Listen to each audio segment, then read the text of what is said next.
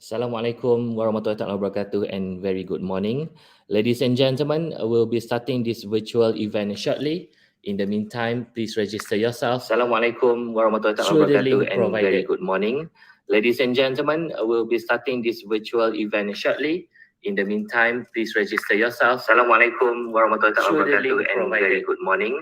Ladies and gentlemen, remember to subscribe our Facebook page 𝐁𝐢𝐠 and YouTube channel at MYSA TV, and please like and share this event on all your social media platforms so that as many as possible could benefit from this event. Sit back and relax, and the event will begin shortly.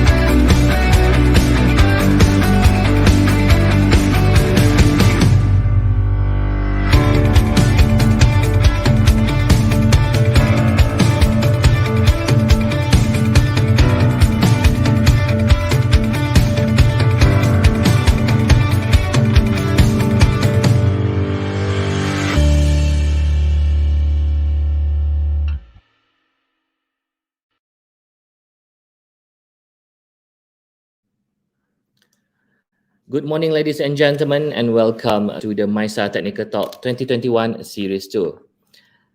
Sure, it's great to see everyone in this wonderful morning today. My name is Faiz Akira Nordin, and of course, it's my pleasure to have the chance to warmly welcome all of you and be the host for this event today virtually. Ladies and gentlemen, please let me welcome our guest of honor for this virtual event. We have Mr. Zhi Zhang, a co-founder and Chief Executive Officer of Space Chain from Singapore.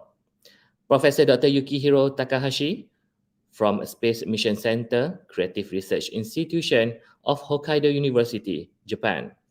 And Dr. Lim Boon, a systems engineer from Muon Space Incorporated from the United States of America.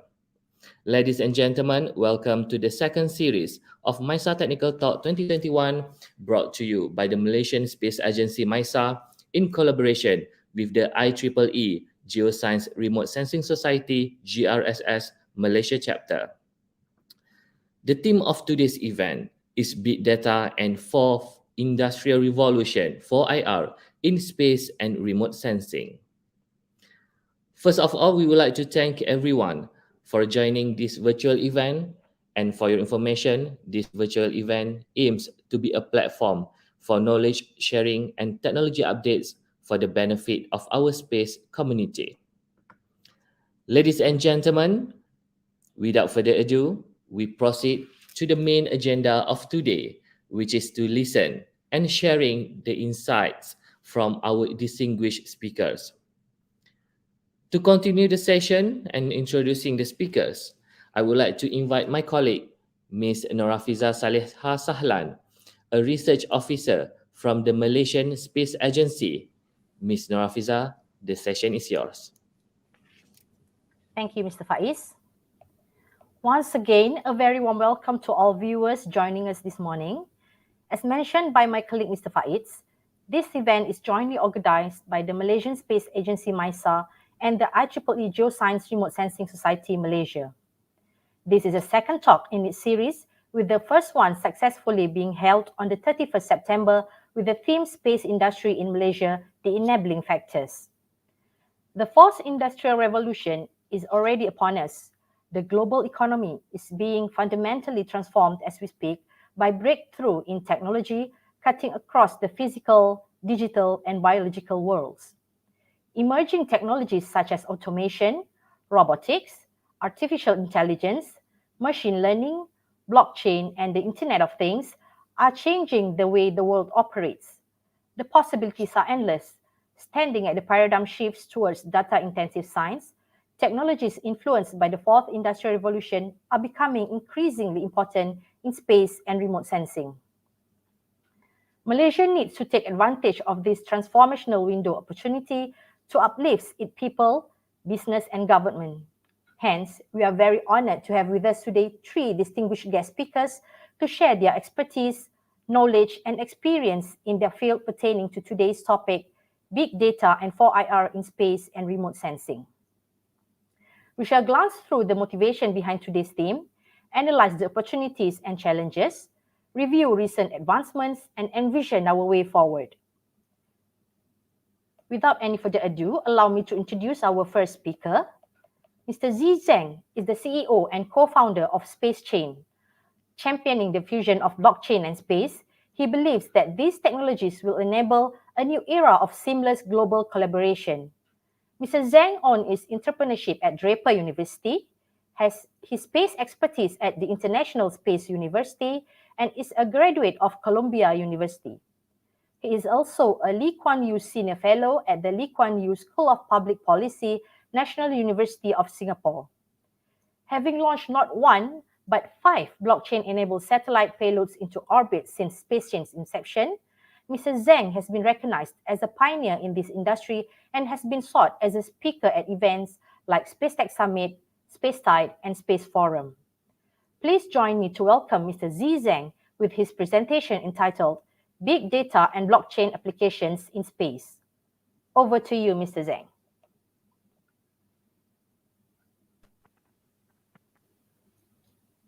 Good morning, everyone. My name is Zi Zheng. I'm the co-founder and CEO of SpaceChain. Today, it's my great pleasure to come to Malaysia Space Agency to speak about how we are exploring space big data with blockchain technology.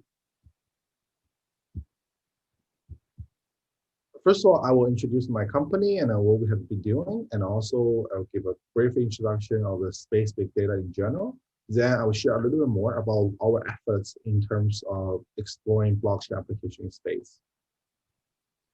So our company is started by 2 co-founders, me as a CEO, and I'm a serial entrepreneur. I got a master's degree in psychology from Columbia University. Also, I'm a Lee Kuan Yew Senior Fellow at the Lee Kuan Yew School of Public Policy at the National University of Singapore. My co-founder and CTO, Jeff Garzik, is a Bitcoin core developer, and he was 3rd ever Bitcoin developer right after Satoshi Nakamoto and Gavin Anderson. Also, he is a former board of director of Linux Foundation. He developed a lot of the Linux kernel original code. He also was the leader of the Ethernet networking subsystem, and interestingly, he also designed and built the Amazon cloud computing clone. So, and I'm very glad to have him as my CTO, and we have been working together for 5 years. So founded in late 2017, SpaceChain is building an open neutral infrastructure for the new space economy by integrating blockchain and space technology. So when we are founded the company, the blockchain was not very mature. However, we envisioned to have this integrated technology together, and so far our mission is to remove barrier and allow global community to access and collaborate in space. We also offer a space as a service for modern business, enabling companies to explore and realize great potential of the space and the blockchain. So to put it into a simple terms, we are a service company that help blockchain company to get on the space platform. Also, we are helping space company to have a better understanding of the blockchain and what the blockchain technology can bring to them. We have a couple of major milestones. So we started in 2017, 2018, we did 2 launches with a Long March rocket. So we launched the first Qtum-based blockchain node in space, and we did a second generation right in the same year. At the end of 2019, we launched a testbed for the Bitcoin multi-signature authentication service to the International Space Station. So we joined one of the resupply mission and have a astronaut help us install the hardware into the ISS. So we're able to test on the Bitcoin transaction. So it's a huge milestone for us because we are able to do the in-orbit testing for a multi-signature transaction to enhance the security level of the blockchain network. Then early this year, we did 2 launches in June. So we did an Ethereum multi-sig authentication for the ISS, as well as we did another independent satellite for the Bitcoin node as well. So bringing Ethereum also is a big step because, as you may know, in the blockchain industry, Bitcoin represents the transactional network. However, the Ethereum represents the smart contract components of it, which is a programming platform. So, and also it includes something called an Ethereum virtual machine. So once we implement Ethereum, and that enable us to implement smart contract within our hardware, and that gives a lot of potential. For example, something you may have heard of decentralized finance, decentralized application, and many things like that. So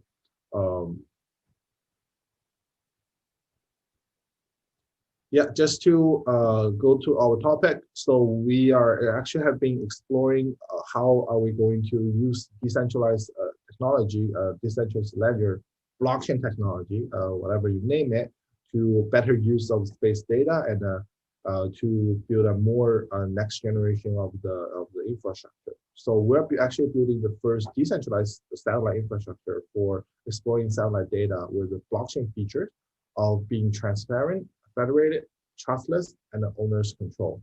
So some of our key projects, we have get a lot of support from different institutions. To name a few, we actually being sponsored by the Innovate UK to explore the decentralized satellite infrastructure, which I will introduce in detail very quickly. And also we are also funded by a European Space Agency to build a store for EO, basically a decentralized portal and for access of the Earth observation data. As we all know, in the space industry, the development of space technology enables a lot of space data being acquired, with a lot of launch service provider and the mission manager has been increased a lot. So we're able to lower the cost of the launches to a drastic measure. So it used to be only space agency or like a very big company can actually launch satellites, but now because of the development of the industry, startups like us can actually join the ecosystem and build what we call the new space economy. So we find it particularly interesting because with more and more satellite launches, we are acquiring more and more space data, but are we using the best measures to actually collect, distribute, to storage, and also to analyze this data? So does it actually have the full use? So I think there's a lot of the great companies are working on each component of this whole value chain. However, what we want to share today is that what blockchain can do in this four very important steps in terms of space data. And we would also love to get some feedback from my colleagues here. So for the data collection, so our vision for the data collection actually will be the next, we believe will be the next generation of the satellite infrastructure. So as we all hear, there's a lot of constellation plan has been proposed by many different space companies. People are building 32, 70, 72, 500 satellites, 40,000 satellites constellation. There are many, many different variations. However, they all share something similar, is that it's always this one big company or one startup come up with the concept, want to launch multiple satellites and to form the constellation to achieve some level of I would say dominance, or to achieve some kind of early completion of the constellation, so they have a unique edge over other competitors. However, we think that may not be the best solution in the future, because first of all, it's one company and from one jurisdiction dominates other countries' communication network, and we have seen as kind of cases, for example, GPS. There are other companies want to do launch for their own version, and there's no such thing as a balance of power. So it's actually has been increasingly difficult for a lot of companies to fully trust another country's infrastructure to support the whole network. So what we think that would be interesting is to build a decentralized version of the constellation, which we call the DSI. Basically, it is still a constellation. However, it's not owned by one particular company or institution or a country. We want to build a multi-tenant, a multi-jurisdiction, and multi-use satellite constellation. And the reason why people are not doing it, first of all, is because it's very difficult to trust other parties when you are exchanging sensitive satellite data, and also to build this boundless data exchange service. But at the same time, it's also the data transparency and the integrity of data cannot be properly traced in a full sense. So blockchain actually can play an interesting role in this, because the nature of the blockchain technology, it can make sure it's open source. It's the communication protocol can seamlessly being transparent to the party involved. Also, every time, for example, we can set up a kind of authorization method. Once a certain party wants to use a particular set of data, it has to go through get a more than 50% approval of other players in the network as well. So so the component can include spacecraft, can include ground station, and also the blockchain network as well. So so this is a project is already being funded by in the UK, and we're actually working on publishing the white paper in the next couple of months, and we also looking for partners. So in case anyone are interested, we should definitely talk more. So for the data distribution, so once the data is collected, what we have been seeing is that very often the data collection, which is the satellite company, actually relies on the third party or a certain specialized company to help to distribute such data. However, what we think that will also be interesting for the blockchain to play a role in this is that we want to set up a portal, which is we call decentralized satellite application, is a cross-sourcing data platform with the following target. So space data gathered for easy accessibility, endpoint for service integration, and also decentralized service platform. What does it mean? If you look at the graph on the right, what we want to do is that we are setting up this portal. Then for the end user, which could be any other client, any individual or a company, to go on this map and say, oh, I actually want to satellite data for Singapore or for KL, and at the right side they can directly book the time and what time period they're looking at, and then right away they will be able to directly access those satellite data And so we're still deciding on the kind of economics and how exactly this will work. And for our preference is, of course, to involve some of the digital asset, the cryptocurrency into it. So you can pay some Ethereum in order to order certain amount of space data and all this kind of imaging. But we think that's very interesting because it basically opened up the data center database to the much wider audience and have give people the freedom to directly use this kind of satellite imaging.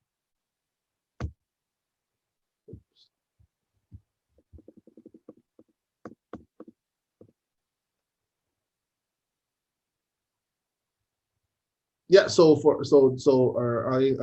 just this is another picture to just show. So once you book the time, you say you want to do it 2021 and November 1st to September 1st to November 25th. So right away it will be just downloading. Then you will have the data after it's being processed. Again, so when we think of the data distribution, I think that's very unique, and it's a very new method for the data distribution. For the storage, we also are looking at something very interesting. So we're exploring on data storage for we call it IPFS, which is it's a name of the interplanetary file storage system. It's one of the biggest decentralized storage network based on blockchain. And what's interesting about it is that normally when we store data, we have this hardware or to basically to place the data into the storage.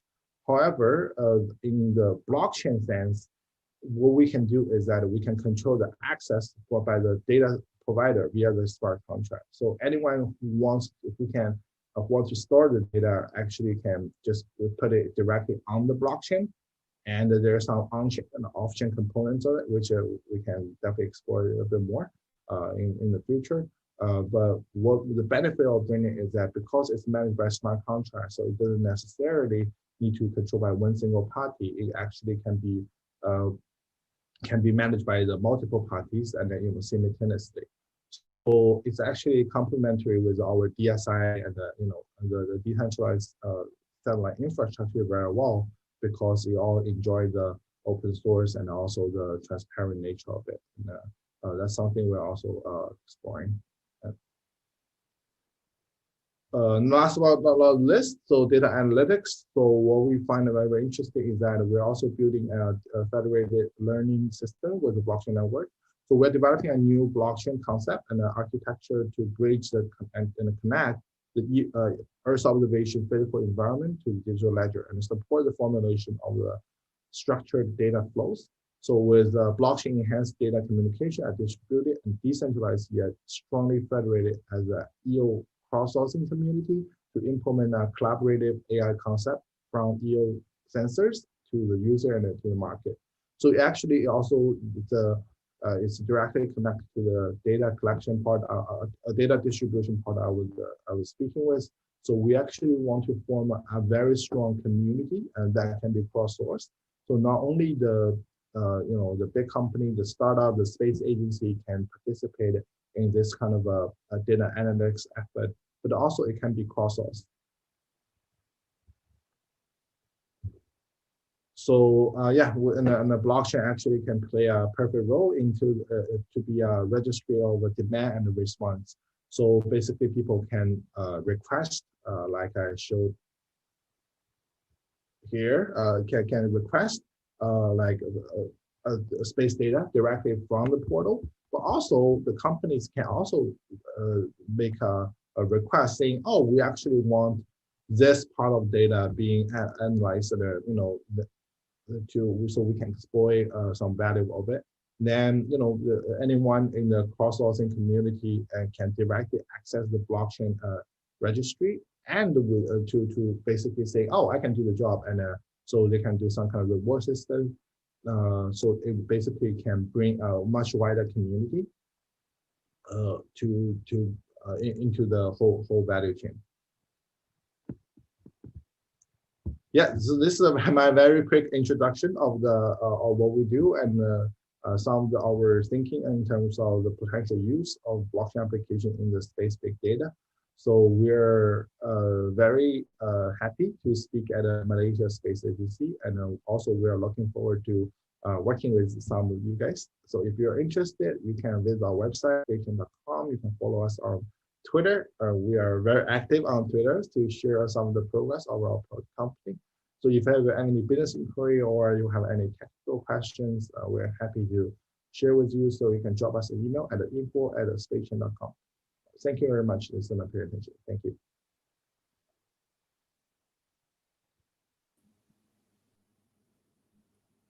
Thank you very much. What an interesting concept, space as a service. Not space as in physical working space like the ones very popular today, co-working space, but the outer space. This is actually quite new to me, and I'm sure many are eager to know and explore the possibilities that has been ventured, or I would say pioneered by Space Chain. Now, before we proceed to the next speaker, I would like to remind all viewers, if you have any questions to any of the speaker, please feel free to submit them in the comment box or chat box mentioning your name, email, affiliation, and the name of the speaker to whom the question is directed to. Our Q&A session will immediately start after the third presentation ends. Okay, our next speaker has obtained his PhD in 1997 from Tohoku University. His current affiliation is Professor in the Department of Cosmosciences, Graduate School of Science and Director of Space Mission Center, Hokkaido University, Japan. Having published more than 80 international journal papers, he participated actively in contributing to professional community and governmental founding agency since 2005. Professor Yukihiro has also involved in 12 spacecraft missions, including international collaboration with other countries in the launching of RISAT, Microdragon, and Diwata-2 microsatellites, to name a few. Let us warmly welcome Professor Dr. Yukihiro Takahashi with his presentation entitled Sharing Space with Cutting-Edge Microsatellites. Over to you, Prof. So my title is the microsatellite with cutting-edge sensors and its sharing systems.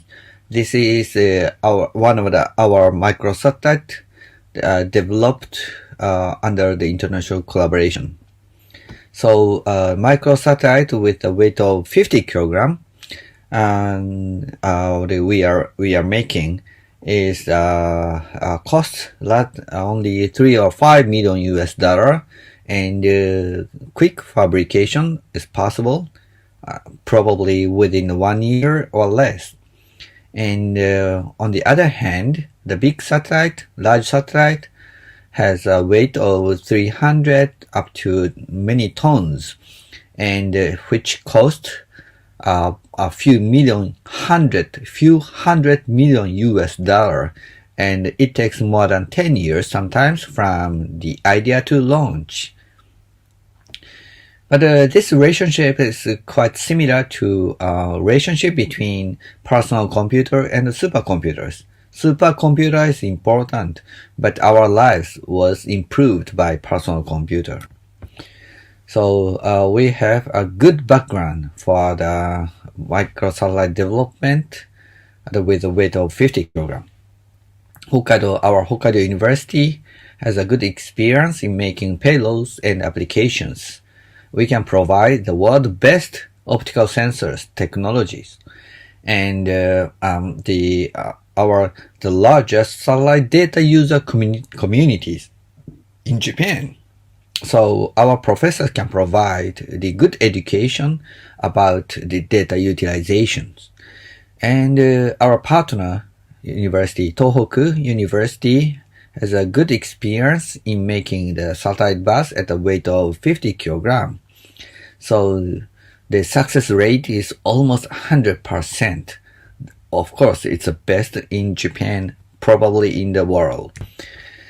And our heritage is like this. So blue name satellite is the Tohoku and Hokkaido University product. From 2009 to up to now, we launched these 6 microsatellites to the space, and 3 satellites under the collaboration with other Japanese universities or the other country space agency. So our campus is located in Hokkaido, the northernmost island of Japan. The flight from Tokyo to Sapporo is about 1 hour and a half. So the very big and beautiful campus is located in front of the main train station. And inside the big building, we have a very tiny place for the microsatellite development. So, but it's very functional.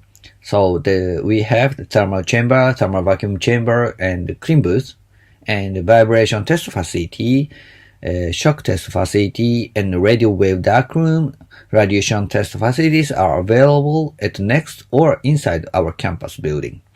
So we can do everything for the satellite test for space use at one stop. So the Rising 2 satellite launched in 2014, our second satellite developed under Tohoku and Hokkaido universities. So this weight is only 50 kilogram, but we can carry 4 types of the camera, including the high precision telescope.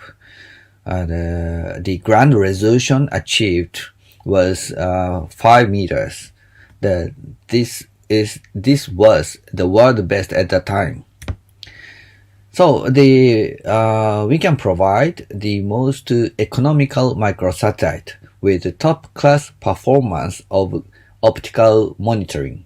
So over the world, among all kinds of small to big satellites. So our satellite costs only $8 million, including capacity building and students' expenses. And one of the most precise and rapid pointing cameras on board, so which enable us to make the on-demand operation and high-frequency visiting. And the highest grand resolution for super multicolor imaging was achieved up to with 600 bands. So the world best. The most reliable solutions are available for various kinds of purposes, such as agriculture, forestry, environmental monitoring. So, and our target pointing technique enable us to see many places during one pass by changing the altitude. So to change the field of view of the cameras within 1 or 2 minutes, and the pointing accuracy is now 0.06 at the best. They're very precise, even compared to the big ones. And we can visit any places over the world almost almost every day or every 2 days. So only with one satellite. So, and we can make use of on-demand operation with precise pointing for flexible real-time weather monitoring. That this is a one of the good example of our application. So we can watch a cloud from slightly different angles to make the 3D reconstruction. So this is our product using images taken by the microsatellite. So the 100-meter resolution and covers up to 30 kilometers worth, and we can estimate the cloud volume very precisely, which is very useful for the prediction of torrential rainfall. And this at the right side is the same picture of the previous one, so expressed in the color code. And the left side is the Himawari 8, the geosynchronous the weather satellite developed by the Japanese government. So Now the resolution is almost 20 times better than Himawari 8, and we can estimate very precise and detailed development of the thunderstorms, which will cause the very strong disasters. So this is another product of the 3D cloud 3D monitoring. So we can make it only probably 10 seconds images taken in 10 seconds. So this is the even better than very expensive radar system on the ground. And this is a typhoon. So this is a low resolution camera on board the microsatellite, but simultaneously we can capture the image with a high precision telescope like this. The resolution is 40 times better than geosynchronous satellite. By capturing several images from space, then we can reconstruct 3D of the typhoon center like this. So this structure may be very useful to monitor the strength of the typhoon activities. So this is the world's best 3D monitoring of the cloud in typhoons. Now we applied our technique also to the vegetation monitoring. So this is our high precision telescope with selectable 400 bands using the liquid crystal technology. So Rising 2 achieved 5-meter resolution for the super multicolor imaging. On the other hand, most of the hyperspectral camera or even the Landsat 8 has only 30-meter resolution. So apparently we can monitor the agriculture field much better than with the other big satellites. So our camera, the weight is only 3 kilograms. So if we want to make the similar camera using the grating optics, then the weight must be almost 50 times larger than this. Our camera is very, very unique. So this is a diagram of the spaceborne camera. The horizontal axis shows the number of the bands, 1, 10, 100, and 1,000. And the vertical axis shows the ground resolution, 100 meters, 10 meters, and 1 meter. The most of the camera are concentrating around the 4 or 5 bands. And the ground resolution is around about the 5 meters or a few meters. But our camera is located right side. The number of the bands is more than 400 or 600, and but the ground resolution is about sometimes 100 meters, around 100 meters, but sometimes better than 5 meters. So this area is the blue ocean, and only with such a large number of the filters enable us to estimate the precise crops or disease of the vegetations from space. So this is the one of the example of the precise monitoring of the pollution, selecting the 4 bands among 590 bands on board the camera. So we can see water pollution in ocean, the contaminated water flown from the rivers in Palawan Island of the Philippines. So we can monitor the water area more precisely than any satellites.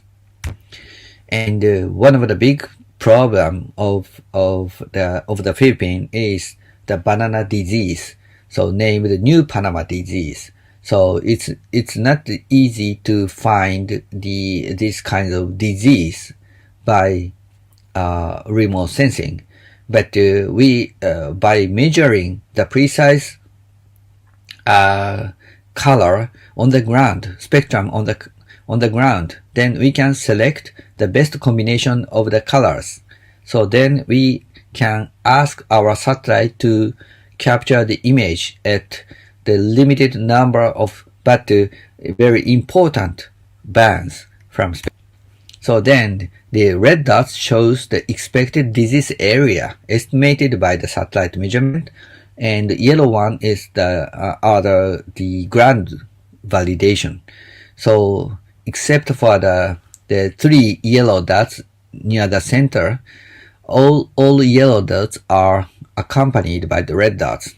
That means we can identify the disease area from space. But the center yellow dots are covered by clouds on that day.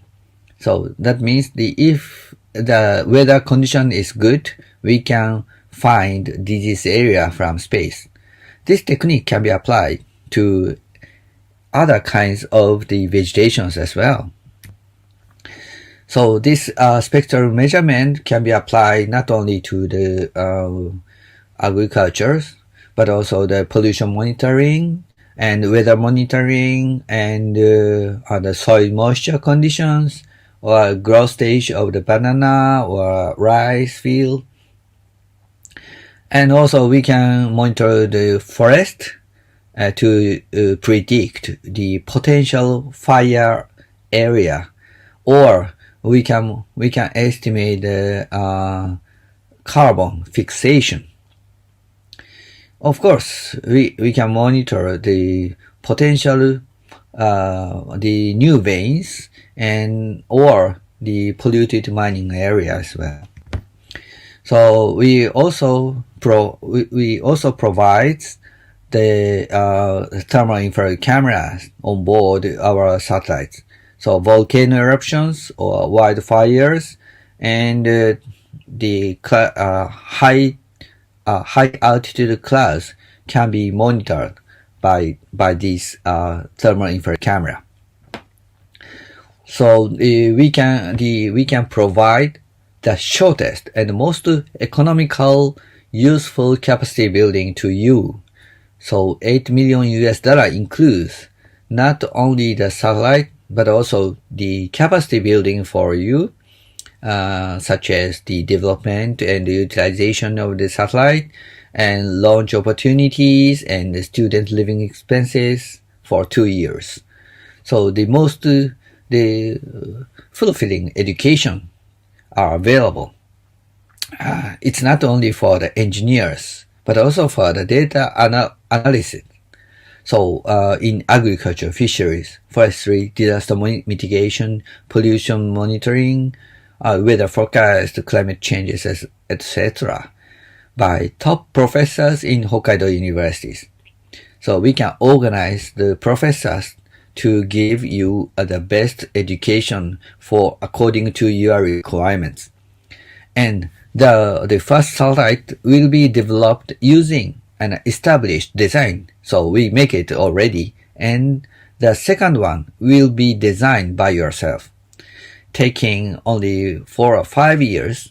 Then you can make the third one by yourself in your country, and you will be one of the main players of the world microsatellite community. So educating and leading the other new countries. So DeWatt-1, the first Philippine satellite, was developed only in 1.5 years in Hokkaido and Tohoku universities. So with the students from the Philippines, totally 7 or 9 students. So, and these are reported by many medias in the world. And this is the Facebook of the former Philippine president. And this is the present secretary of Department of Science and Technology of the Philippines. So he visited our university just to congratulate their students. So we not only want to provide cutting-edge technologies or product, but also want to start a sustainable cooperation in order to create a new order of space utilization together. So we are leading an Asian microsatellite consortium, but to expanding not only within Asia, but to the other areas of the world in the future. So sharing data, technology, and application is our consensus, our policy for the space use. Now 9 countries are involved, but we want to increase these numbers. So if we have 50 satellites in space, then we can watch any places continuously. For example, once the forest fire happened, we can track the development of the fires every minute by international cooperation. We don't need to launch hundreds or thousands satellites to the space. Only 50 is sufficient to monitor every kind of disasters.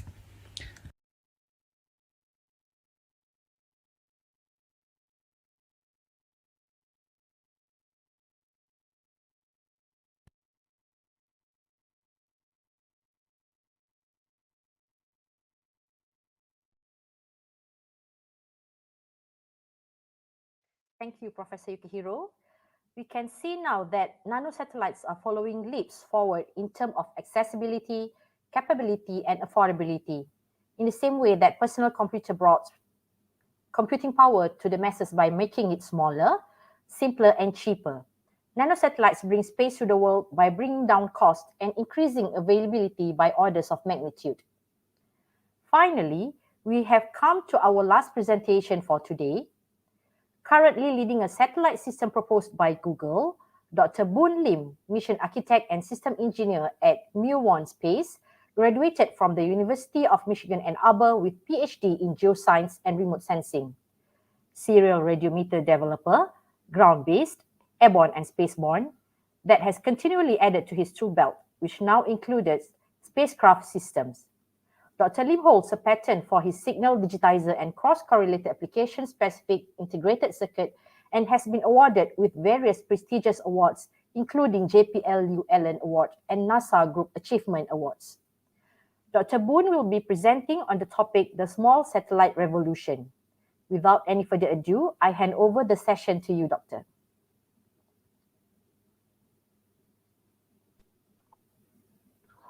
Hi, my name is Boon Lim, and today I'd like to talk about the small satellite revolution. We'll be going through this brief outline, starting with the satellite taxonomy, which is how we talk about different classes and sizes of satellites in space. The enabling factors that have seen the explosive growth of satellite usage from the nano, the micro, to the small satellites, and how that's going to lead into a huge amount of data that we're going to be collecting from space, especially from remote sensing satellites for Earth science. And talk briefly about some of the communication issues that we're going to have, focusing on latency and how to get timely data from space back to the ground. And finally, some concluding thoughts on this overall topic. Just as an introduction, I just wanted to introduce myself. My name is Boon Lim. I'm a mission architect at 𝐁𝐢𝐠 Space. Prior to this, I spent over a decade at the NASA Jet Propulsion Laboratories, and I was most recently a project system engineer and the engineering technical authority for the Free-Fire mission. This was a 2 6U CubeSat mission to do far infrared science, comparable to that on a flagship class, but at the CubeSat scale. During my time at JPL, I completed 2 full space missions from the formulation stage to operations, which is very, very rapid in the NASA framework compared to the typical decade timescales to get missions completed. My education at the highest level was completed at the University of Michigan in Ann Arbor, where I got a PhD in geoscience and remote sensing. which is a joint program with Atmospheric Sciences and Electrical Engineering. And this was in the design and development of a geostationary synthetic tinned aperture radiometer with my thesis advisor, Dr. Chris Roth. My highest level of education that I achieved in Malaysia was in Sekolah Rendah Kebangsaan Damansara Jaya, where I was there till about primary 4. But really, my real education in Malaysia was from the television.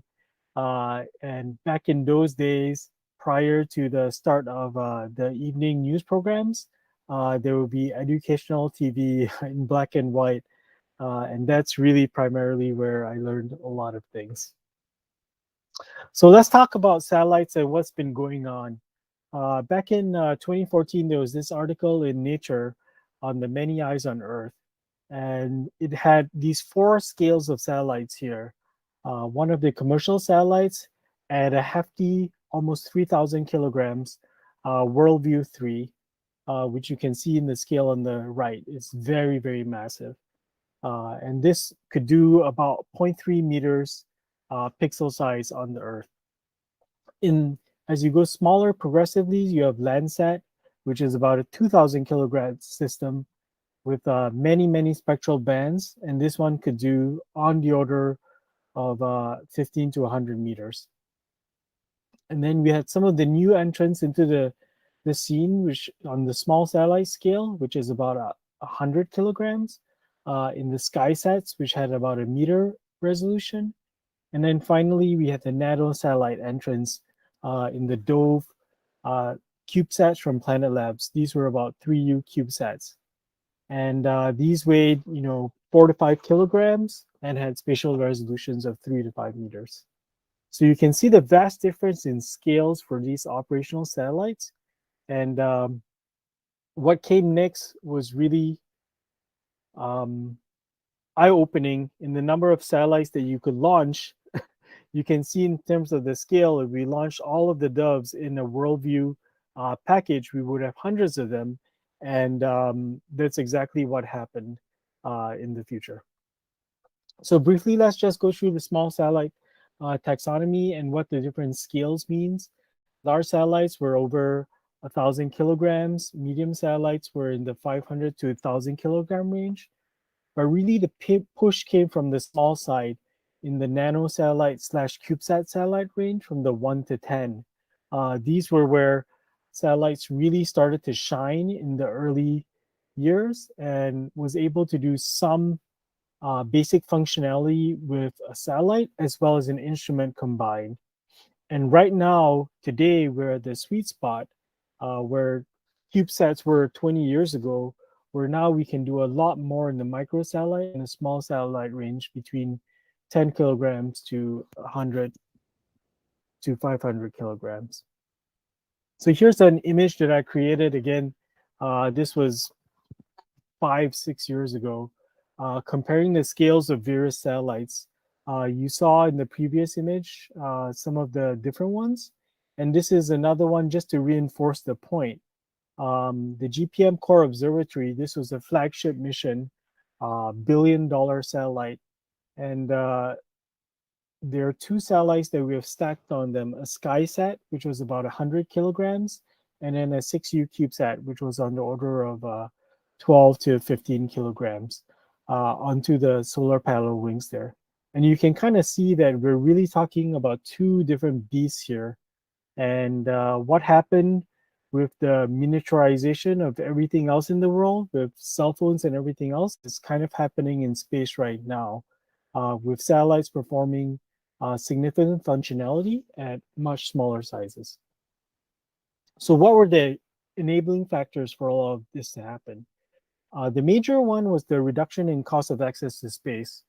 What happened with CubeSats early on was that excess capacity during launch was being sold for very cheap. So people started to put really, really small satellites and payloads into excess launches where there was a certain amount of weight that they had to carry to space. But these days, with commercial launches, especially with SpaceX putting downward pressure on the prices, you can get per kilogram launch costs as low as $5,000 per kilogram. And then the second enabling factor was really the commercial parts cost reduction overall from just development in general. This is the same thing that happened with computers and cell phones. And as satellite development started to scale up, we borrowed from a lot of the tech that was being developed elsewhere. And the main thing now are satellites are now a commodity. You can buy them, you can get them, tens of them, and they're not one-off endeavors that NASA or the European Space Agency were the only ones that could do. In tandem with that, about 20 years ago, with the educational push into CubeSats, significantly more universities started offering space engineering courses and degrees and giving very practical experience into actually executing missions. During my time at Michigan, I was given the opportunity to do some solar panel trade analysis on a satellite mission and develop some of the analysis for that. And at that point, as those graduates get these real world experiences in actual missions, as they enter the workforce, they can do more and more with what they've learned. And a very, very recent one in the last 2 to 3 years has been the increasing amount of capital that's flowing into the space market.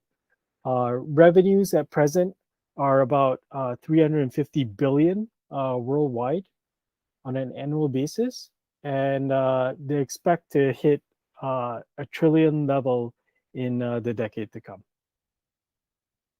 So what happened with the nanosatellites? This was driven in the last decade primarily by companies like Planet and Spire.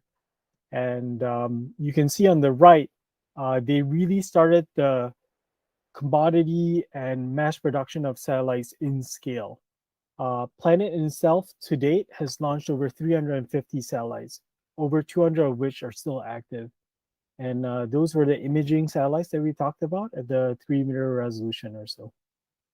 Spire is another CubeSat company that has launched over 150 satellites with about 100 active. These were a little bit more simpler GPS RO measurements with slightly lower data rates required down, and maritime AIS data, that's location data for maritime systems. And then on the microsatellite line, that was a little bit bigger than the Spire satellites, maybe 2 to 3 times bigger.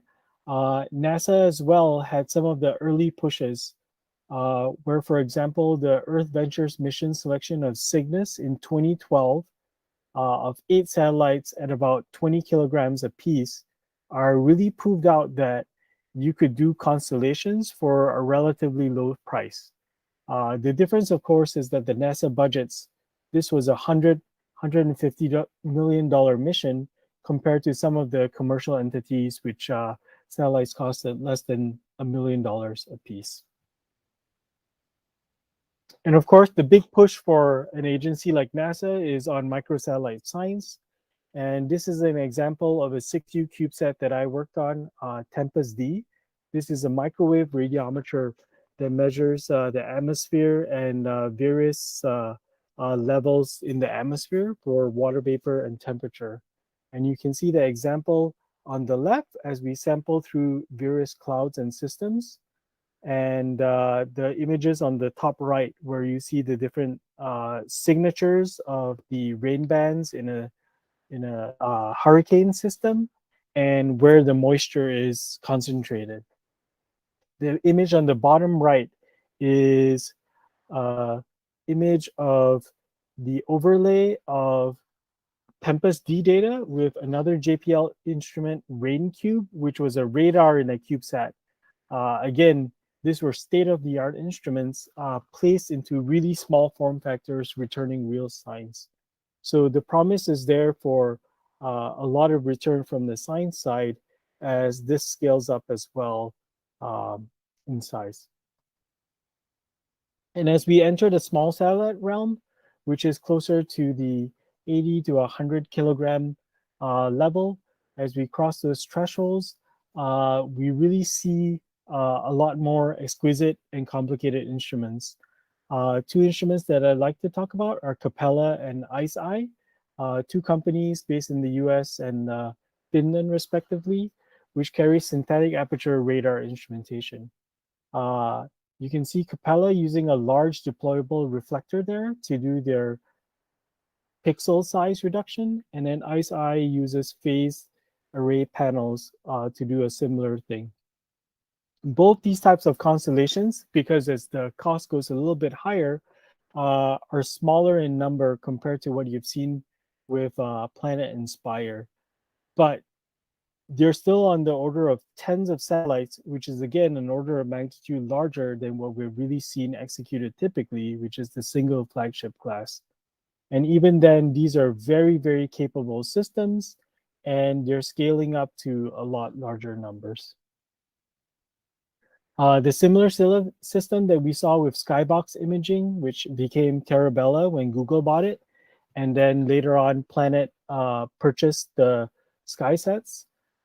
They had a similar type of payload at the 100 kilogram level to do the imaging at the meter scale compared to the Doves at the 3 to 5 meter scale. And you can see that they currently operate about 20 SkySats. So there's a trade-off between the aperture size and the satellite and the capabilities, but also, of course, the cost to launch. And the numbers, of course, reflect how that trade-off works as well. But what's happening right now is really a revolution in the number of satellites that are going to be launched. And the really large primary push is from LEO communications. These are the Starlinks of the world, the OneWebs, the Amazon Kuipers. They're pushing towards thousands of satellites in low Earth orbit to do internet from space and communications. Prior to 2019, this was all of a pipe dream in a sense. But in the last couple of years, Starlink by themselves have launched almost 1,800 satellites, which is really a stunning number when you think about it. It's probably more than in the entire last decade combined or more. And they're not the only ones. As these other companies ramp up their launches, we're going to see constellations in the tens of thousands proliferate in low Earth orbit. And it's pretty timely. I saw this number here that I put together by hand, and I just saw something that was released on November 29th, talking about the race to provide internet from space. And you can see the number of players where I had a couple. There are a lot of players wanting to put thousands and thousands and thousands of satellites into space. And this is another graph showing some of the same information, which is where we get the term for these new constellations as mega constellations. And the proliferation is truly at its tipping point post-2019, with Starlink being able to execute the launch of thousands of satellites into space. So what's going to happen in the future now? As the constellations scale up in size for communications, a lot of that network and capability in developing systems is spilling over to the rest of the world and the rest of the systems. In particular, we're going to see a lot of remote sensing satellites come online in the near future to measure what's going on Earth from space. And as these constellations scale up, the total data that we're going to return from space is going to explode accordingly. But one of the shames of the situation is that a lot of the current systems to deal with big data cannot ingest or deal with the cadence of data that's being returned at the moment. The most prominent, of course, is the numerical weather prediction models, the ones run by NOAA or ECWF, for example. They can barely reach the 1 hour cadence for ingesting data, let alone the future networks, which are going to drop the refresh rates down to maybe 15 minutes. And so there's a great push for better systems and better understandings of the Earth framework in order to develop the appropriate models to deal with the data that's coming down from space. And another big issue is getting the data down remains a huge bottleneck. At X-band frequencies and lower, about a gigabit a second is about the fastest we can do at the moment. At Ka, you may be able to push this 2 or 3 times a little bit faster, maybe 10x at the most. But the fact is that that does not bring back enough data that we're going to generate in the future from space. Just think about a simple iPhone camera. If you're taking an image once every few seconds, you're easily going to generate a terabyte of data on orbit. And that means that we need to figure out how to get the data down more efficiently, or we need to do some sort of computing in space in order to relieve the pressure from the downlink side. Another huge issue, of course, is how do you get data down in a timely manner and reduce the latency? In-space point-to-point communications include Inmarsat and Globalstar. These are very low data rates. Think like sending a text message from space. And there are a couple of new entrants with communications to MEO satellites, which promises to utilize a little bit less power and allow for larger data pipes. But the highest promise comes from the new communication satellites, which promises to have perhaps direct links into the backhaul, similar to an internet from space. And at that point, that will be a game changer in how we get data down and how we deal with that kind of data. But the main thing is decreasing the latency sufficiently so that for certain applications where time is of the essence, you'll be able to really utilize the instantaneous data from space. So a couple big conclusions to this talk about the small satellite revolution. Constellations are transitioning very, very quickly from nano satellites to small satellites. In fact, I would argue that the transition to small satellites has probably been the fastest ever due to the speed at which Starlink managed to execute the number of satellites that they launched and the way that they did it, launching in batches of about 60 at a time.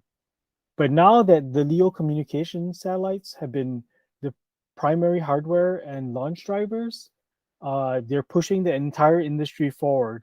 And the development of this advanced supply chain is going to spill over to the development of remote sensing satellites with sensors sure to follow to do the same thing. The applications are numerous and will lead to significant amounts of new data being generated. And this is the type of thing that Muon Space hopes to do in the future with getting climate science data down from constellations of satellites.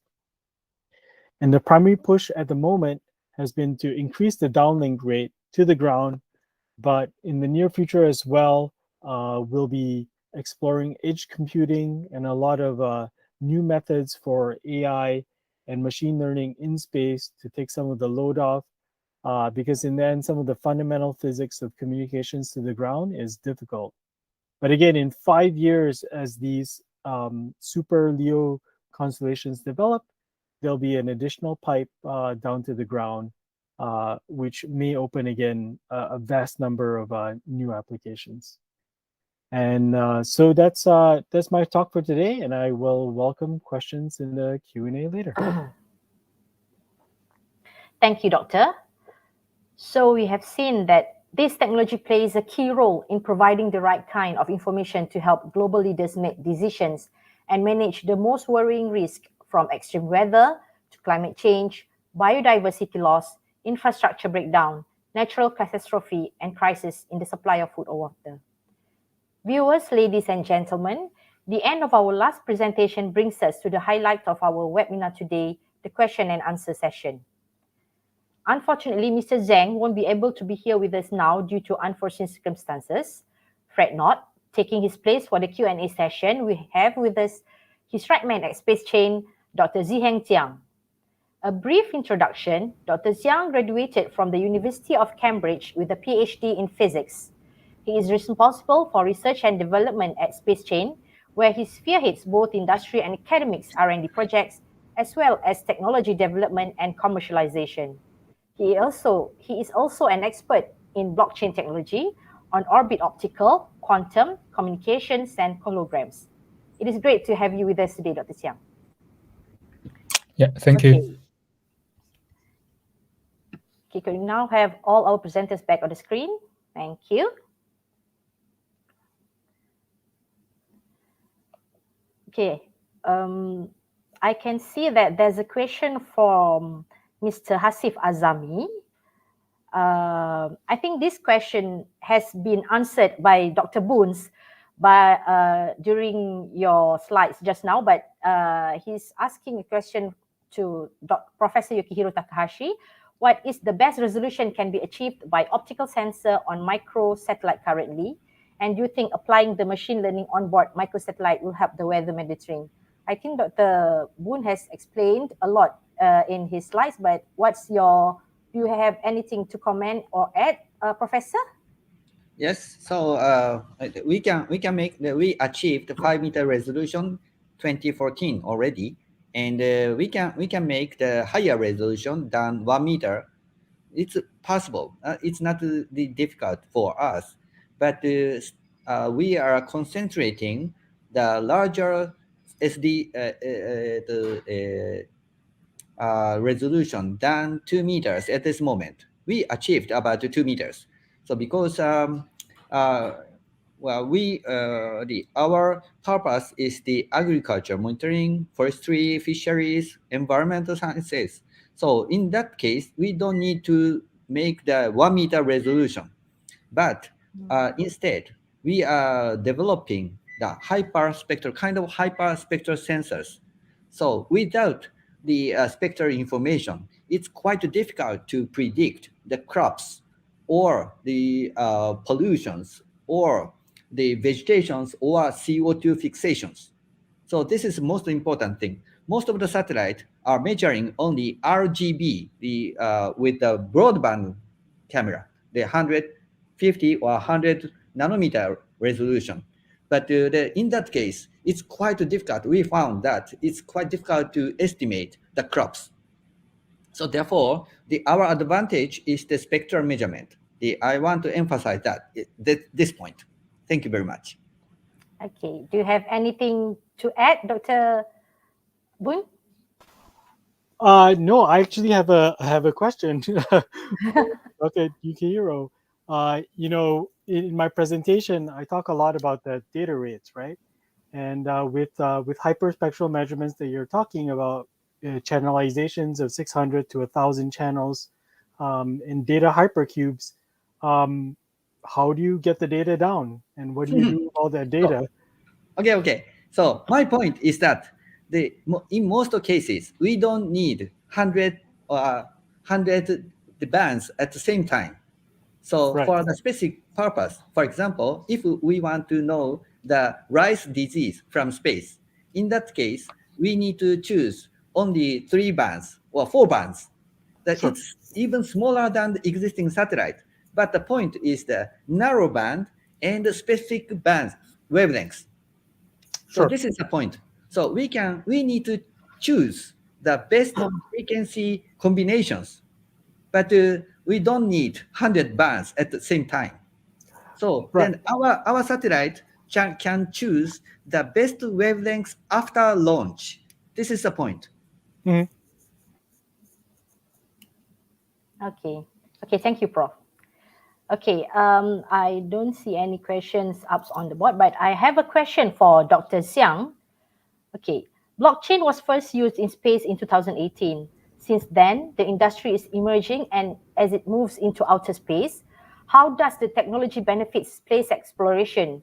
And how do we embrace blockchain-related products and services, which we all know it still has unresolved regulatory issues? What's your views in this, Doctor? Sure. So, can you hear me, by the way? Yes, yes, loud and clear. Okay, yeah, that's great. So, I think it's quite interesting when it comes to the regulatory issues, because these are mainly about the cryptocurrency, like the usage of cryptocurrency. And I think from our perspective, the cryptocurrency is like part of the blockchain technology, and that is not the primary focus of what we do.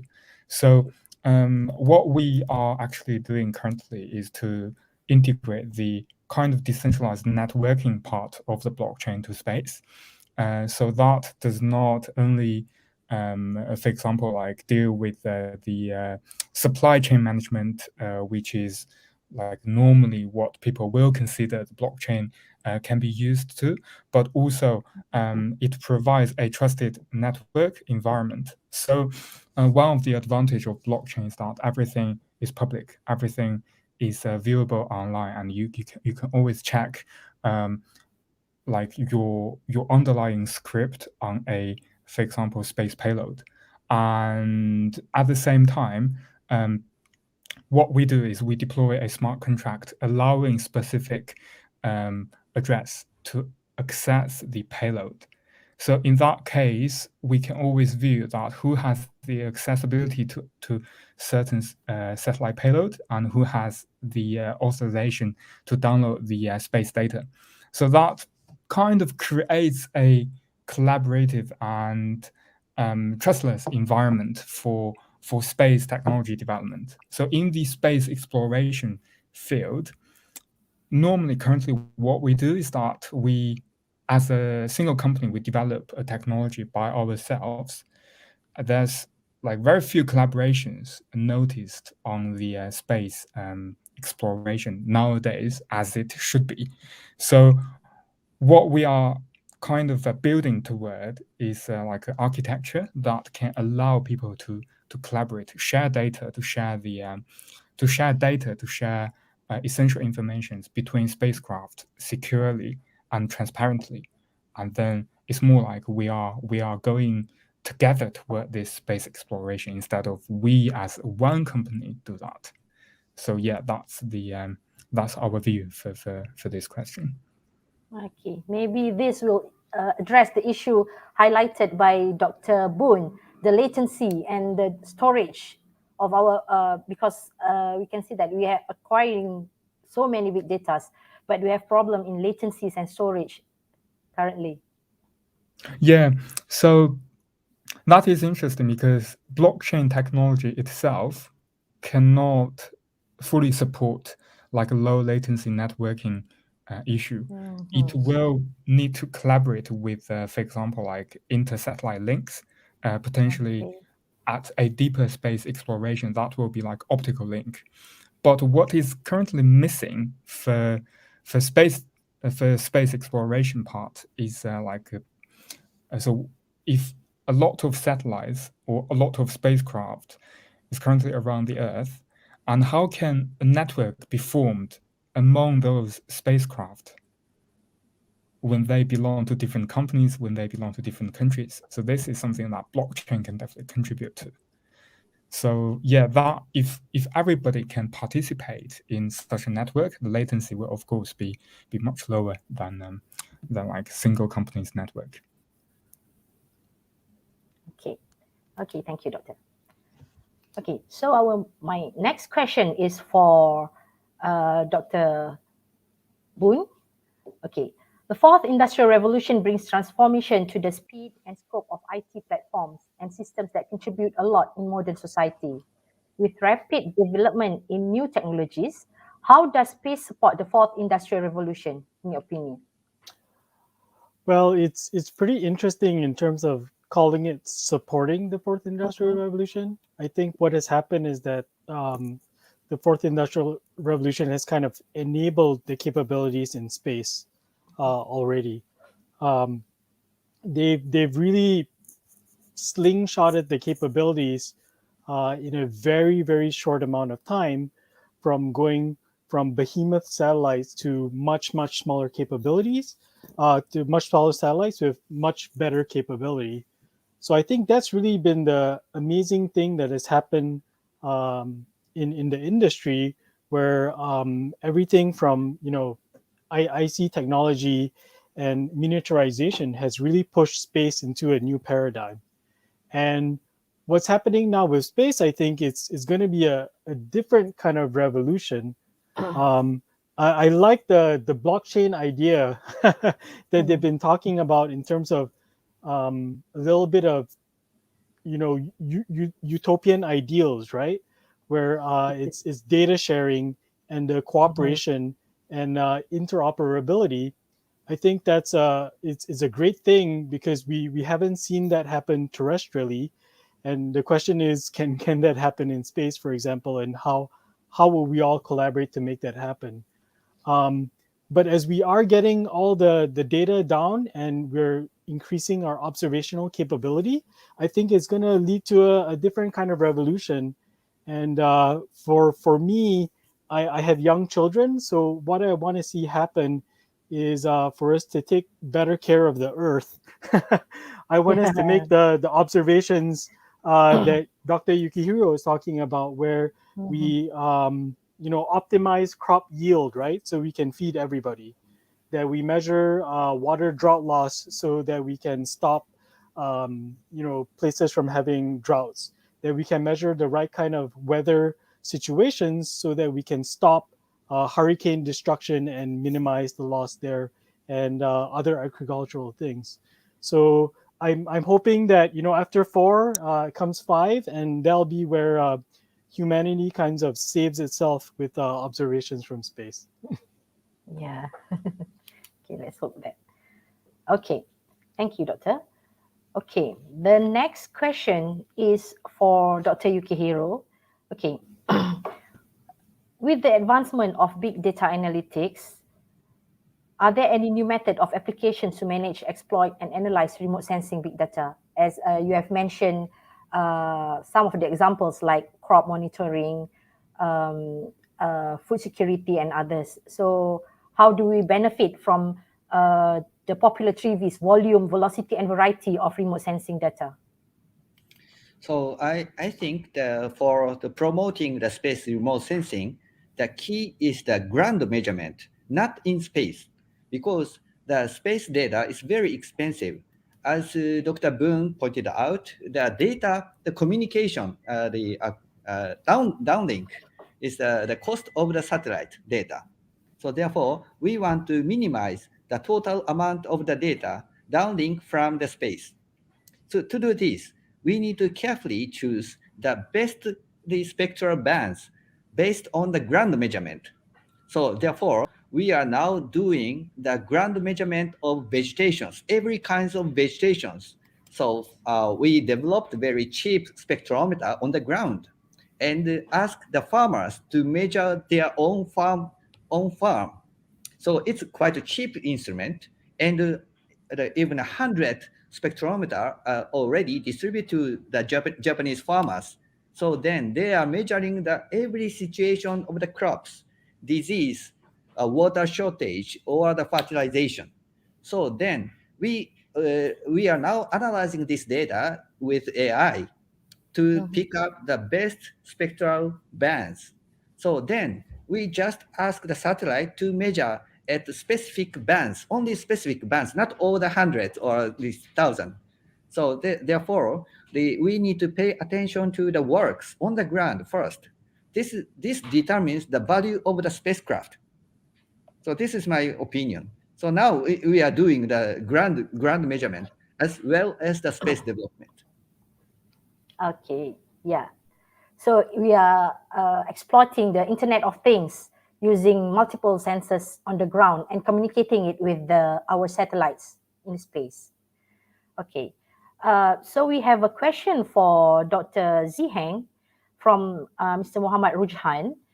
The question is, the terms decentralized and transparency in blockchain could be intimidating for some business entities, government, and military.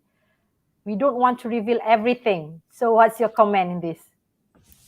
Oh yeah, so for blockchain technology, it is not something that everything will be reviewed. You can always choose what to review, but essentially what has always been made public is the transactions. So transactions does not only mean I send you some, for example, cryptocurrency. That also means when I share some data to another person, who is the sender, who is the receiver of that data. And this is all registered based on blockchain wallet, which is like a anonymous string on the network. So you can choose to review it. You can choose to kind of not disclose it. So that is often the choice of the developers. And yeah, so I think that can hopefully answer the question for that. So how we attract people to share, or how we motivate people to decentralize the system? Oh, this is interesting. As also Dr. Boone has just mentioned that currently the kind of the sharing essence or the sharing ideology is not yet fully achieved on the ground, and this is something that we are pushing as well.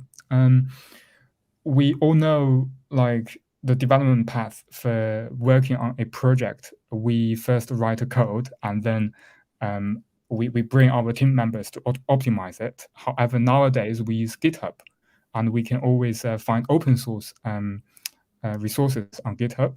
And this is similar to like the ideology of blockchain, which means people can use blockchain technology to choose what they want to reveal to public and who can access their own stuff. For example, they have an algorithm, they can deploy it onto like a small server and reveal it via blockchain network to public. And this kind of brings the public to all contribute to the space data analysis. And in reward, what has been guaranteed is that there will be a smart contract deployed to guarantee whenever people use the service, there's also the payment guaranteed. So it's more like people will be like sharing their own resources transparently and securely for the reward of their contribution. And so this is what we view as the method to bring the contribution from general public. Okay, so to feed like one's system into the chain link, they need to be standard for it to fit, for it to be able to fit from one another. What about like proprietary system? Do they need to like transform or change to a new system, or they can customize their system to be fed into the blockchain link? Yeah, they can always customize it. And currently what has been quite popular is a blockchain part is more like an API as an auxiliary of the system. Yeah. So you can create like an interface to send some data to the blockchain, whereas keeping your original system as it is. So yeah, it's more like a networking technology instead of like fundamental infrastructure changing. Okay, thank you, Doctor. Okay, so our next question is to Dr. Boone. Okay, space agencies are investing so much in big data tools to rapidly analyze their data in supporting their decision. Why is big data important for space exploration, and how does it impact the space sector, in your opinion, Doctor? Yeah, I think it's difficult to answer. I think NASA itself, right? You see, whenever they do investments into various systems and algorithm calls, they always invest in new cutting edge systems to do a certain part of the problem. But then you see when you deploy a system into the world, like a numerical weather prediction model, right? An Earth model, something that's huge, you need to have a lot of resources and a lot of capability in order to run these systems, right? And this is where I think, again, terrestrially, things like the Amazon cloud and Google Earth Engine and everything like that, where people can go and they can buy runtime and capability and storage in order to do it. As the proliferation of satellites grows, and I think we really are at the tipping point where we're seeing 100 satellites take images, and I think at some point an instrument like Dr. Yukihira's, where you're taking a measurement in a hypercube, initially they'll take all the data down, but if we can get the right framework for computing, a tensor system, a Xilinx 7, the next generation of FPGAs and ASICs into space, the AI and machine learning will be smart enough to tell you out of the 600 channels, channels 4, 6, and 9 are the most important in this scene, and channels 300 and 472 are the best in a different scene. What I've been saying in the last 2-3 years is that at some point we're going to see sentient sensors, not bad sentient, but sensors that are going to be able to decide where the information content is in the measurement in order to bring it down to Earth. And I think the ground side,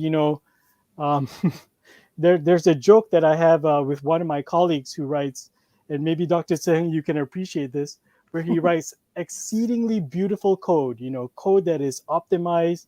You can run it on a calculator. But what's happening today, right, with the proliferation of compute power, is that you just brute force solutions, right? On the ground, you can always brute force a solution. You can always throw more compute. You can throw more resources. But then the elegance in space is that the resources are limited. So at some point, you either have to optimize or you have to write beautiful code in order to make it work. But I think we're also at the tipping point where if we get the data backhauls down, the first thing that's going to happen, instead of pushing towards a sentient sensor, is that we're going to say just download all 600 channels and then we'll figure it out on the ground. So I think we're at this balance point right now in the next few years where we're going to see, can the downlinks keep up, or will the machines in space get smarter?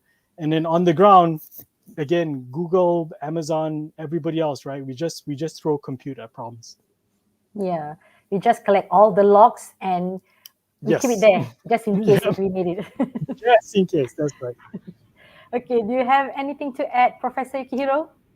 Yes. So our way of the hyperspectral measurement is somewhat different from the conventional grating cameras. So the grating camera captured all the 600 at one time, but our liquid crystal camera takes only one wavelength, one band at one time, and we can choose any bands. Not capturing the 600 bands at one time and selecting these few bands from among them, but we captured only few bands at the beginning, not all the images. So therefore, our purpose is to decrease the total amount of data obtained by the satellite. Okay, so then we captured only 3 bands, no 600 bands. And also our advantage is the pointing accuracy. Our satellite can watch at the precise pointing. So the only 1 minute we can watch from the moon to the ground, and the pointing accuracy is 0.06 degree at this moment. So very precise. We can pick up only the very important area only, not, for example, the city of the Malaysia. So and then other places we may capture using the different cameras, for example. So we can choose the important colors only for the specific purposes. Of course, the storing all the big data is important. So therefore, the many satellites are capturing the whole world continuously. It's good, but our strategy is somewhat different. We want to concentrate the specific purpose and the specific places with the specific cameras. This is the so then if we take this method, then we can decrease the total number of the satellites significantly. So as I said, only 50 cameras, 50 satellites can watch everywhere in the world continuously. So no 100 cameras are needed. For example, the Planet Labs operating the 200 cameras in space, but they can watch a certain place only once a day or twice a day. But if we operate the satellite, the 50 satellite, then we can watch every minute. So only 50 satellite watch every minute. So this is the different approaches. Of course, the measuring everything is important and the storing and important, but our way is somewhat different. Okay, so the number of satellites is not as important as the functions, how you operate satellites. If a satellite has a function, the precise pointing functions, so then we don't need hundreds. Okay, take that point. Okay, another question for Dr. Xiang, because I think blockchain is currently in trend and people are very eager to know because it's very new to like computer systems, let alone in space, where we're using in space. Okay, it is most famous known in, as you mentioned before, in cryptocurrency. However, there's trend in attempting to bring blockchain into everything, including space, both in national and supranational space program and in the commercial space sector. So, Doctor, why the interest and how does blockchain fit into the space sector? So I think that can divide into two parts. So via blockchain network, and I would like to also cite one example from let's say IBM. So IBM has the blockchain platform Watson. So that has been adopted by a lot of companies and government agencies for collaborations. So so IBM's Watson is a so-called private blockchain, and it is different from let's say Bitcoin and Ethereum. So via such a private network architecture, you can kind of label different organizations with different classes, and you can choose to share certain data with certain classes and avoid sharing information to others. So however, what is different from like a traditional management software is that everything is public, and you can always check, and also you can have more or less like a United Nations based alike a voting system to decide the architecture and change it. So everything of this is kind of guaranteed digitally by the cryptography algorithms. So I think this is one of the advantage. It brings the collaborations more transparent and trustworthy. And then the other part of it is actually what we are currently focusing is to bring powers from individuals. Some developers, they are extremely talented. They can write like super powerful machine learning script. However, like they may not be able to participate in a big organization. For example, if you are working with 3D localization algorithms, you may know like there's an algorithm called ORB SLAM. It is written by a PhD student in Spain, and everything is open source on GitHub. So there are a lot of examples like this. And what blockchain can bring is that they can use this network to contribute with their own power to a big project. And we can bring the developers together to work on something related to space, to analyze the space data, to provide solutions. So this is also like one of the directions that we can do to integrate blockchain with space. Okay, thank you. That's very interesting. Okay, this come it has come to the last question that I would like to ask the opinion from each and every panelist. Okay, we have witnessed that some innovation alters the way that consumers, industries, or business operates, also known as disruptive technologies.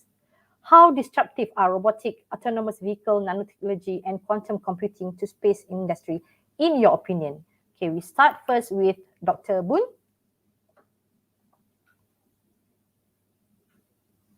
Sorry, could you repeat the last section? You said robotics and... Yeah. How disruptive are robotics, autonomous vehicle, nanotechnology, and quantum computing to space industry?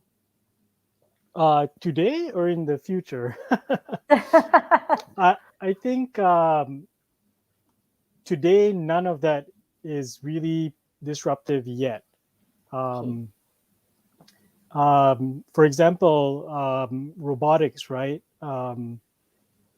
Most of the things that you see, done in swarms and vision-based and things like that, they're done on drones, but really in space, there's not much application yet that has utilized that. Same for AV, right? Self-driving and things of that sort. There's the promise there that at some point, machine learning algorithms for vision-based navigation, for example, will help with space debris removal or space assembly in space and things of that like. But that's probably 10 to 15 years in the future.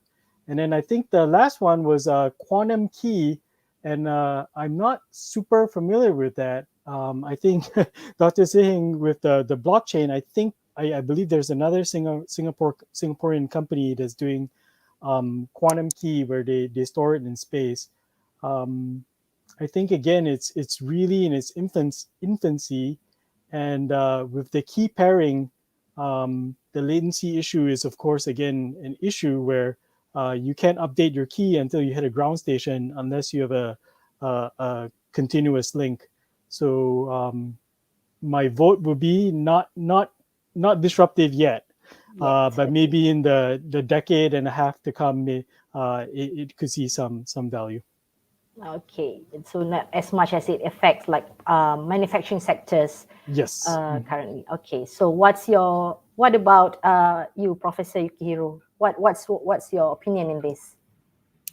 You mean the effect of the new technologies to the space development? Yeah. So far, but I don't have any idea right now. But the opposite arrow, I mean, our space technology can contribute to the new development, such as the nanotechnologies, because our satellite is very cheap, the few $1 million, but we can provide the experimental room at space. So then now space station may play an important role in making new materials in space. But in the future, our small satellite can provide such an experiment automatically in space. So it's very cheap, and we can accelerate development of new materials. So this is just I got it. Yeah. Okay. Thank you, Prof. So, Dr. Xiang, what's your opinion in this on disruptive technologies? So my opinion is similar to Yukihiro-san. So I think space technology can definitely contribute to the development of especially nanotechnology as well as quantum technology. For nanotechnology, it's not my field, but for example, like we can achieve zero gravity in space that can be useful for certain manufacturers. But that still needs certain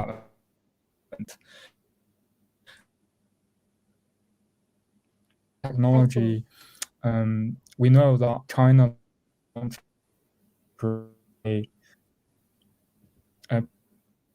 a pure environment for quantum.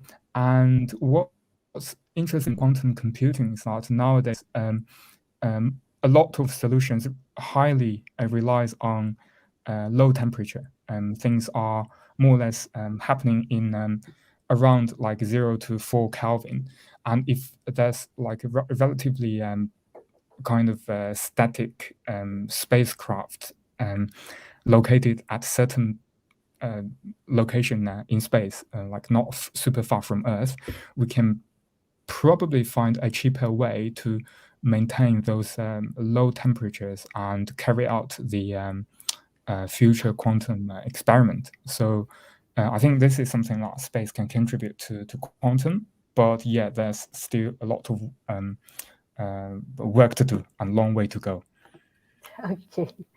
All right, noted on that. Okay. Okay, I thought that was our last question, but we have recently received the questions from Mr. Muhammad Fakhrul Razi to Professor Yukihiro. The question is, you said about 50 satellites can observe the Earth every minute. Could one station operate for uplink and downlink for such operation, ideally? So this is a problem. So we need to increase the ground stations as much as possible. Okay. but the ground station is not so expensive. So probably less than $1 million for our satellite. Then we can distribute in the Asian area as much as possible. Then we can operate. For example, my idea is not the sharing data. My idea is the sharing machine time of each satellite. So therefore, that we can send a command from the other countries. For example, if the satellite pass over Japan first and visit Malaysia second, so then we can prepare the commands list in Japan via internet from Malaysia. So then we can send a command immediately after receiving this command from Malaysia. So then we can observe right after the visiting, then we can concentrate the measurement over the Malaysia area. So for example, this is a combination of the international community. Okay. All right. Thank you, Prof. So I think there's no more questions on Facebook or YouTube. So that's a wrap of our Q&A session. As a conclusion, I may say the new democratization of space will have far-reaching impact on business and populations. Small satellites can be a positive tool in managing some of the biggest challenges of fourth industrial revolution. So in line with Malaysia's aim to be the #1 aerospace nation in Southeast Asia and an integral part of the global market by 2030, technologies such as artificial intelligence, machine learning, Internet of Things, and blockchain are becoming major contributing factor to achieve these objectives. I think that is all for today. Thank you to all esteemed panelists and engaging participants. We are very honored to have you all with us today. Until we meet again in other future sessions, I pass back the session to our MC for today, Mr. Faiz. Thank you. Thank you very much, Ms. Narafiza, for moderating and for this wonderful session. And our heartfelt gratitude to all the respected speakers for taking their precious time sharing their knowledge and amazing expertise. Well, ladies and gentlemen, that wraps up our event for today. For those who haven't registered through the link provided in the chat box yet, please register yourself and we will generate your digital certificate of attendance. On behalf of Malaysian Space Agency and IEEE GRSS Malaysia chapter, once again, thank you, Dr. Zhiheng Jiang, on behalf of Mr. Z Zhang, Professor Dr. Yukihiro Takahashi, Dr. Limbun, and all viewers for making time in your busy schedules to join us here this morning. It's been our pleasure to host this event, and I wish you all a pleasant day and see you in the next event. So before we end the session, we would like to invite you to the 42nd International Geoscience and Remote Sensing Symposium, IGAS 2022, that will be held through hybrid from Kuala Lumpur on July next year. For information, IGAS is aimed at providing a platform for sharing knowledge and experience on recent developments and advancements in geoscience and remote sensing technologies, particularly in the context of Earth observation, disaster monitoring, and risk assessment. For more info, please visit their website at www.igas2020.org. Till here, everyone, once again, thank you for joining and supporting us. We are glad and happy to have all of you today. Stay safe, take care of your family. Let's work together to curb the spread of the COVID-19 pandemic. See you again. Goodbye and terima kasih. Kasih. Thank you. Thank you all. Thank you.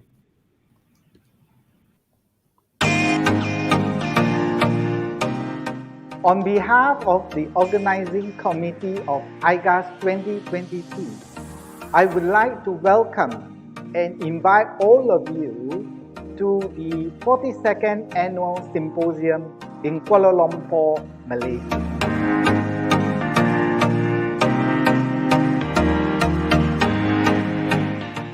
For the last 2 years, in 2020 and 2021, we have the COVID-19 pandemic, and that limits our international travel. We hope that in 2022, we'll be able to go back to the normal international travel. This is the first time IGAS will be held in Malaysia. And we think that we have a lot of things to offer in addition to the technical meeting and conference. Malaysia is truly Asia. We have different cultures, different ethnic groups, working and living together in harmony. We have rainforests, we have all the commercial crops such as paddy fields and palm oil and rubber plantation. We have islands and water for the entire remote sensing community to explore. And we hope that you can join us in 2022 and you can reunite with old friends and make as many new friends as possible. Again, I welcome you to Kuala Lumpur in 2022. Thank you.